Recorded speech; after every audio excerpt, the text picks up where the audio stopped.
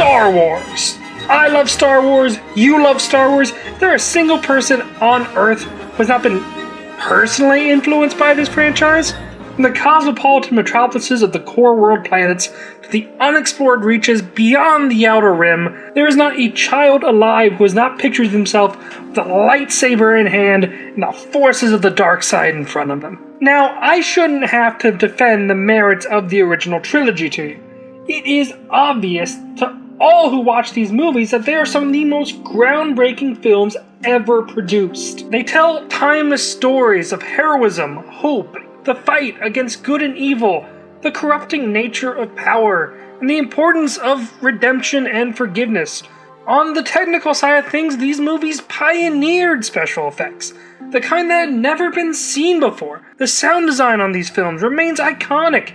The music created by legendary composer John Williams has gone far beyond iconic and into straight-up masterpiece tier. Of course, as we know, the franchise didn't just stop with the original trilogy. Now we have 3 trilogies, and multiple spin-off movies, and shows, and cartoons, and games, and toys, and comics, and every other piece of merchandise under the sun. It's an icon of American entertainment. But what does that actually mean? If I'm remaining on schedule, this video should be coming out shortly before the 249th celebration of Independence Day here in America. On this day, we celebrate everything that makes this country great, and though it may sound juvenile, I think Star Wars is a part of that. Well, probably not as practically important as, say, Washington crossing the Delaware or Apollo 11 touching down on the moon. Star Wars is a work of American art, and the art that Americans create is an important contribution to our history. Today, I would like to present to you my argument for why Star Wars is not only an amazing work of fiction, but one that is deeply rooted in American philosophical thought. I don't believe that any other nation or people could have made these movies, and if they had tried, the product would simply not be Star Wars. Star Wars is, and always will be, a uniquely American story. I should probably start where all great philosophical discussions begin, defining terms and setting boundaries from a greater argument. I know many of the obvious counterpoints people will make when I say that Star Wars is uniquely American. Even though Star Wars takes place in a galaxy far, far away, many aspects of it take inspiration from all sorts of non-American cultures and themes. Aspects of the Force and the Jedi teachings take many inspirations from Taoism and Buddhism. A lot of the Force as a concept is taken from Carl Jung, who was a Swiss philosopher. The hero's journey and the monomyth, as outlined by Joseph Campbell, make up the bedrock of Star Wars plot, and that has a very universalist outlook on the world. Japanese samurai films, Greek epics, and Arthurian legends are all also major inspiration on the series. Oh yeah, and there's the fact that George Lucas himself said that he based a large part on the Vietnam War and his critiques of America. How could I argue that all this stuff is actually being held up by a foundation of American philosophical thought? You see, what I'm doing here today is a little bit of a Straussian reading of Star Wars. I'm not trying to argue that all of these things previously mentioned aren't majorly important to understanding Star Wars. They quite clearly are. What I'm trying to argue is that Lucas, even if only subconsciously, saw all of these things through a lens of American thought.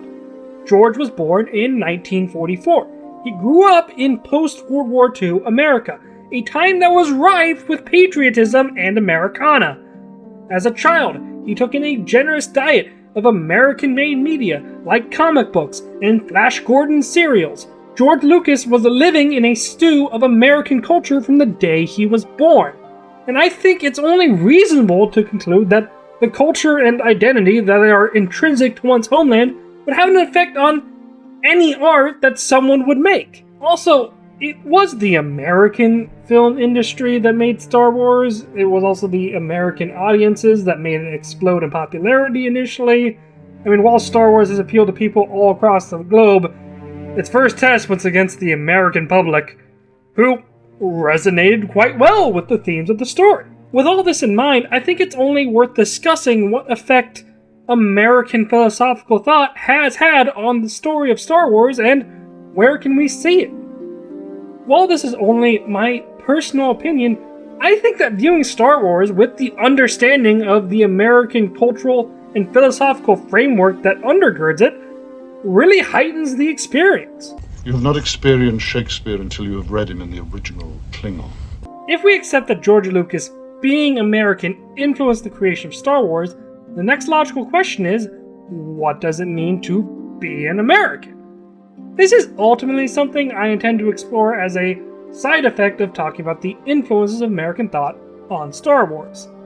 I'll go into specific details as they become relevant, but it is important for anyone viewing this to understand one key thing.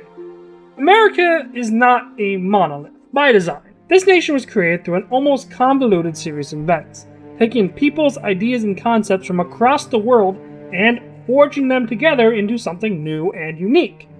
America may be a Western culture, but much the same way that France and the United Kingdom are Western cultures, America is Western in its own unique way. The unique origins of America mean that nailing down the specifics of American identity can be a touch tricky. Everyone is going to have their own perceptions of what it means to be an American. However, you can find overlap if you look hard enough, and when you can find a lot of overlap, you'll find what it means to be an American.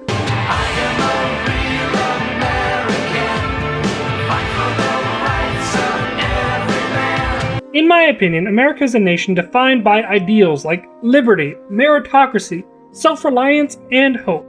We are a modular people who take what good we can get from other nations and cast off that which is not needed. In the words of the French-American writer J. Hector St. John, the French name, what then is the American, this new man? He's either a European or the descendant of a European, hence the strange mixture of blood, which you will find in no other country. I can point to you a family whose grandfather was an Englishman, whose wife was Dutch, whose son married a Frenchwoman, and whose present 4 sons have now 4 wives of different nations. He is an American who, leaving behind all his ancient prejudices and manners, receives new one from the new mode of life he has embraced, the new government he obeys, and the new rank he holds. I'll go into more specifics on what it means to be an American as they come up and as they relate to Star Wars. So, for now, let's move on before we get bogged down into too many philosophical quagmires. The final thing I want to hammer out before digging into the real arguments is what Star Wars I'm actually talking about.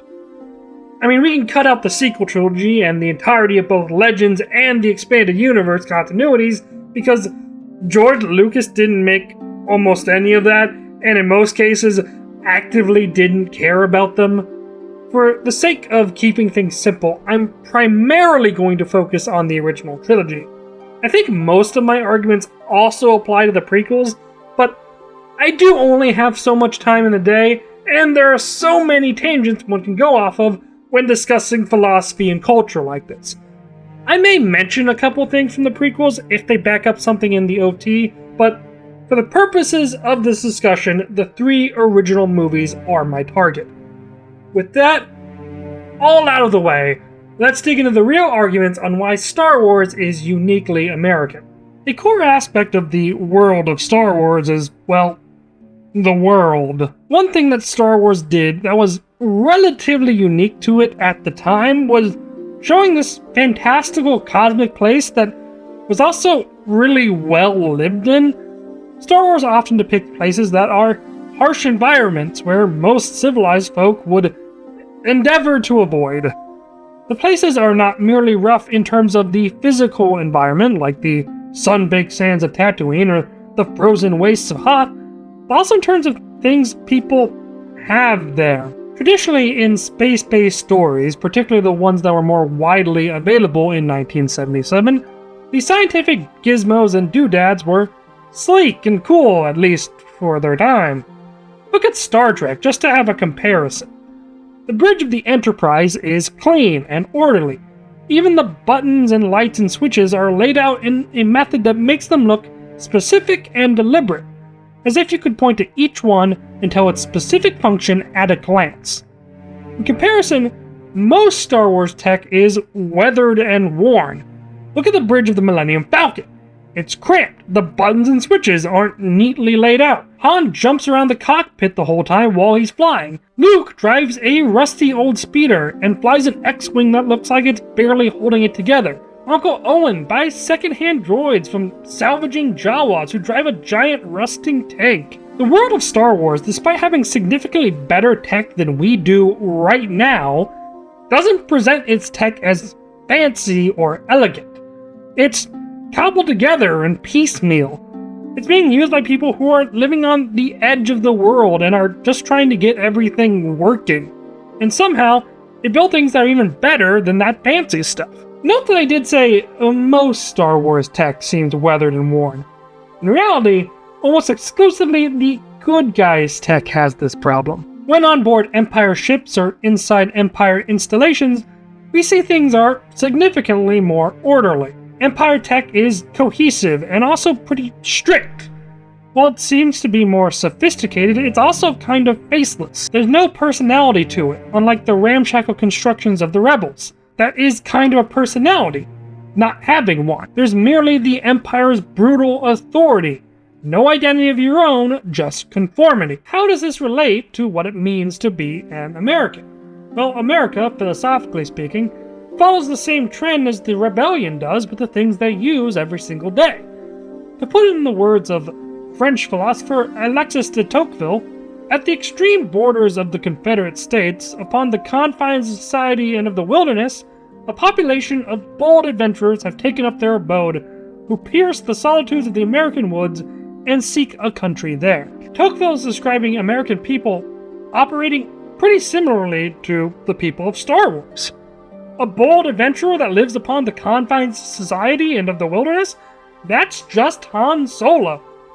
The solitudes of the American woods? How about the solitude of the Worcester trees of Kashyyyk? The world of Star Wars is rugged and rough. It's not clean and genteel.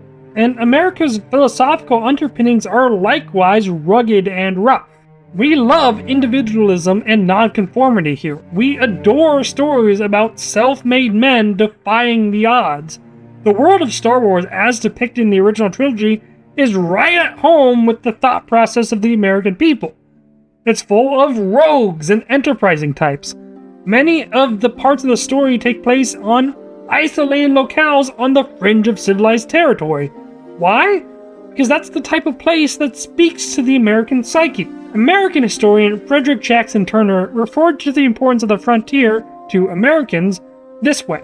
The frontier is the line of most rapid and effective Americanization. The wilderness masters the colonist. It finds him a European in dress, industries, tools, modes of travel, and thought. It takes him from the railroad car and puts him in the birch canoe. Star Wars doesn't have birch canoes and railroad cars, but it does have worn-down droids, malfunctioning hyperdrives, and starships that, as Luke describes, what a piece of junk! Forgetting just the setting, probably the easiest connection I can make to the American ideals in Star Wars is the plot of Star Wars. The entire premise of the movie is that it's a battle between good and evil, and the evil in this question is a giant authoritarian empire who crushes the rights and lives of innocent people. Meanwhile, the group is a ragtag band of literal rebels. I probably shouldn't have to explain why this idea is deeply appealing to the American psyche, but I'm gonna do it anyway. America was founded by a ragtag band of rebels who were fighting a massive empire.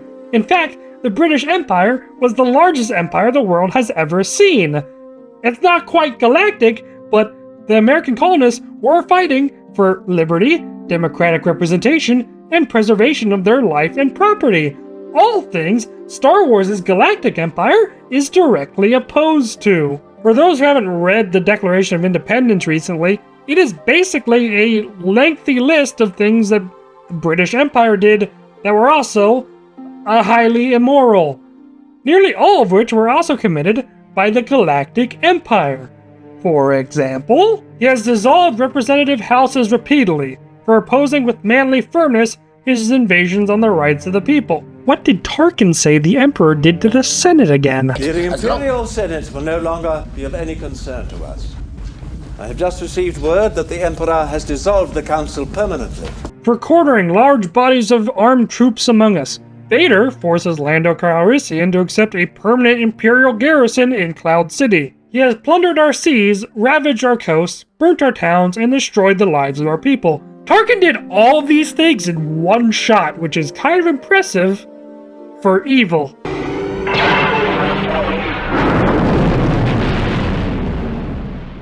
These are only a few examples, but trust me, you could keep going if you want to. Now, the obvious critique of this point is that oppression is kind of a universal concept. All of history can point out significant instances where their people were being oppressed by an evil regime, whether foreign or domestic. How is this comparison uniquely American? To me, the American ideals can be found in the specific goals of the rebellion.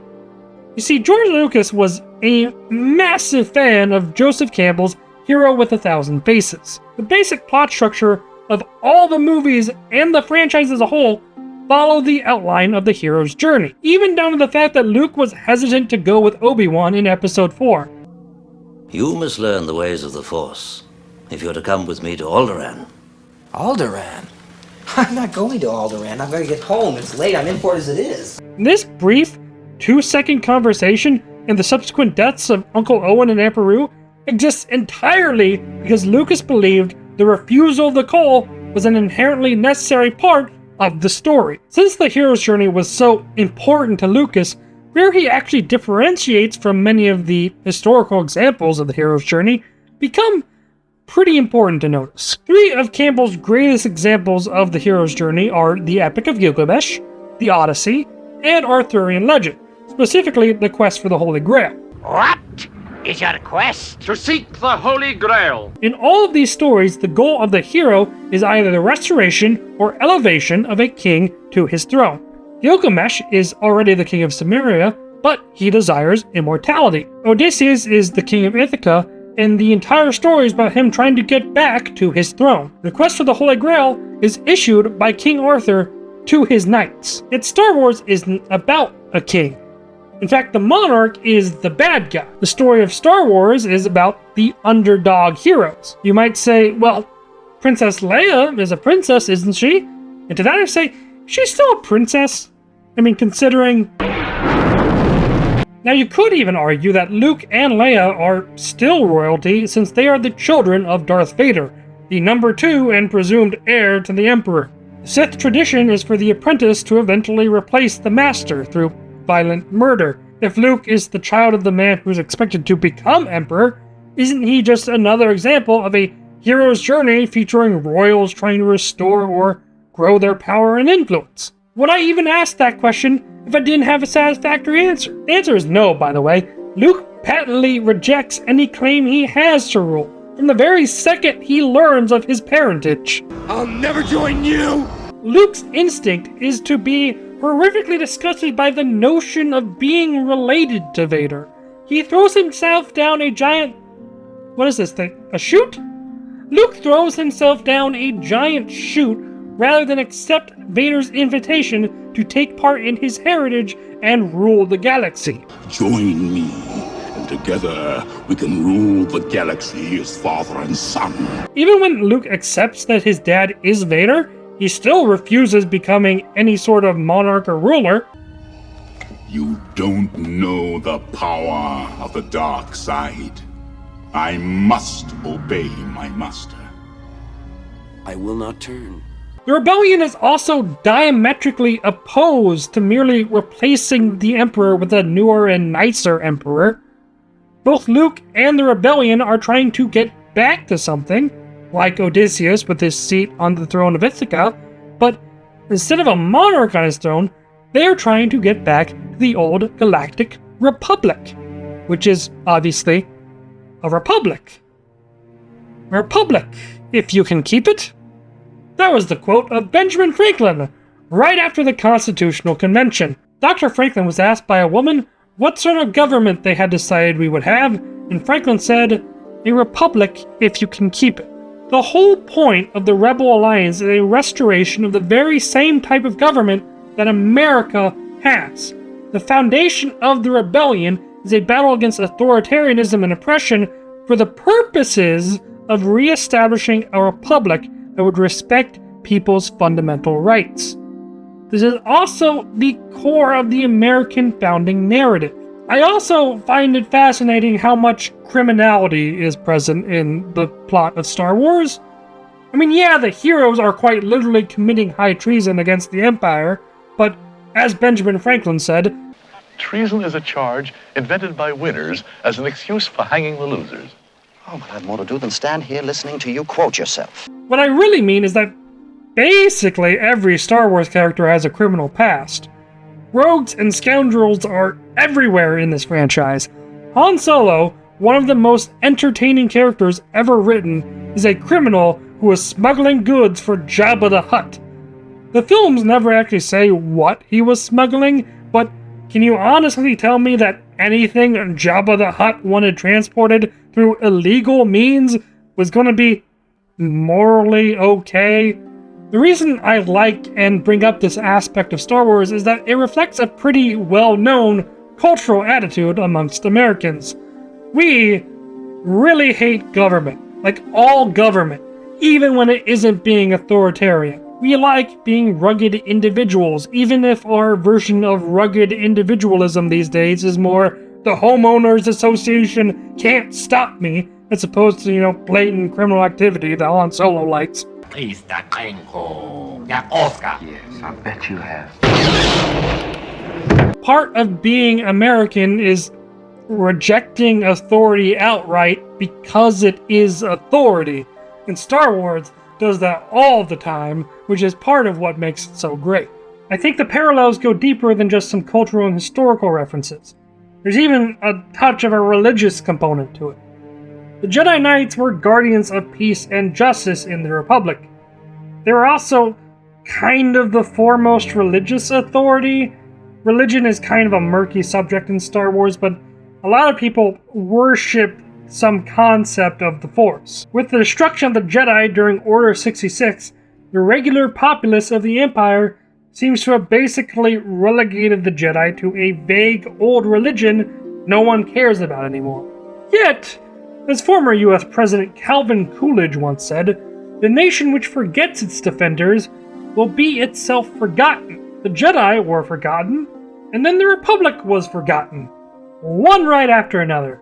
Ain't that convenient? And if you're thinking I'm stretching too much for a parallel between Jedi philosophy and American philosophy, think again. In 1841, American philosopher Ralph Waldo Emerson wrote The Oversoul, considered by Emerson scholars to be one of the best sources of information on his personal faith, which also means is one of the best sources of information on transcendentalism. Transcendentalism is quite literally a uniquely American philosophical thing. While it can be understood and enjoyed by people all over the world, the Transcendentalism movement was invented in New England, with people like Ralph Waldo Emerson. In The Oversoul, Emerson writes, "We live in succession, in division, in parts, in particles. Meantime, within man is the soul of the whole, the wise silence, the universal beauty." This universal soul of the whole is what Emerson calls the Oversoul, and is a source of moral truth that all can access, at least according to him. Now you could then say that this Oversoul is surrounding us. It's perhaps even penetrating us. You might even go as far as saying that the Oversoul is binding the galaxy together. It's the Force. Am I making myself clear? It's the Force. Luminous beings, Zoe, not this crude matter. You must feel the Force around you. Here, between you, me, the tree, the rock. In another Emerson essay, Self-Reliance, old Ralphie highlights the importance of trusting one's inner voice over external authority. Kind of like turning off your targeting computer and reaching out with your feelings. Self-Reliance also champions, wait for it, I know it's a big one, self-reliance, and, by extension, non-conformity. I know that's a shocker, but Emerson said it himself. Whoso would be a man must be a nonconformist. Now, I've already talked about how the Empire is a large monolithic organization with faceless goons doing all the grunt work. Meanwhile, the Rebel Alliance is full of unique characters. Even outside our core heroes, we see all sorts of oddballs and weirdos in the Rebellion. Heck, the droids even have all sorts of fun colors instead of that Imperial black paint job. I think Ralph Waldo Emerson would have loved the Rebellion. You see, he was alive and active during the American Civil War, and he wrote extensively about the subject of armed conflict. Well, like any rational human being, he hated senseless violence. Emerson did also see war as an opportunity for personal growth. In Emerson's 1838 essay, merely titled War, he says, "War educates the senses, calls into action the will, perfects the physical constitution, brings men into such swift and close collision in critical moments that man measures man." This attitude fits perfectly with what we see in Star Wars. War educates the senses. Luke hones his force prowess through his various battles and journeys in the Galactic Civil War. War calls into action the will. Luke was ready to let Obi-Wan go to Alderaan alone until the literal fires of war called him into action. War brings men into swift and close collision in critical moments that man measures man. Han Solo begins his journey as a scoundrel on the run with a price on his head. By the end of the first movie, he's a galactic hero, and by the end of the trilogy, he's a respected and battle-hardened general for the Rebellion. General Solo, is your strike team assembled? He has grown as a person by going through hard struggles that the war has brought to him. I hope I made it clear how many parallels you can make with Ralph Waldo Emerson's American-based philosophy. There are so many more quotes that, quite frankly, I don't have the time to go into, but believe me, the Star Wars Transcendentalist rabbit hole goes real deep. To wrap up all my thoughts on the subject, American ideals, philosophy, and culture, I think, clearly play a role in the makeup of Star Wars. To me, that's one of the greatest parts about this story. This galaxy far, far away is able to represent attitudes and concepts that I see in my own life, in my own community, and in my own people, every day. Is my American reading of Star Wars the best way to understand the movies? Probably not. As I stated at the top, Star Wars was influenced by all sorts of sources, and those are still great things. Many likely had greater impacts on the DNA of Star Wars. But is my American reading of Star Wars still a valuable exercise in philosophical thought and critical thinking? I mean, I'd say so. George Lucas gave the world a gift when he made Star Wars, and I'm gonna keep loving these movies until my dying day. And I'm gonna keep loving them because of their timeless and universal ideals of heroism and hope, that good will always triumph over evil, and the ability for all men to seek redemption and overcome their pasts.